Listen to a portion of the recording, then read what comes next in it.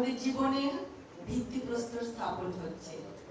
ভিত্তি সততার, ভিত্তি সংস্কৃতির, ভিত্তি সহমর্মিতার, ভিত্তি পরস্পরকে সম্মানের, ভিত্তি নিয়মানুবর্তিতার, অধ্যবসায়ের। আমাদের বাংলাদেশে 28% শিশু জনসংখ্যার, এবং শিশুরাই জাতির ভবিষ্যৎ। তোমরা জাতির ভবিষ্যৎ, তোমরাই আগামীর বাংলাদেশ, এবং তোমরা আগামী দেশ গড়ার মহান সৈনিক।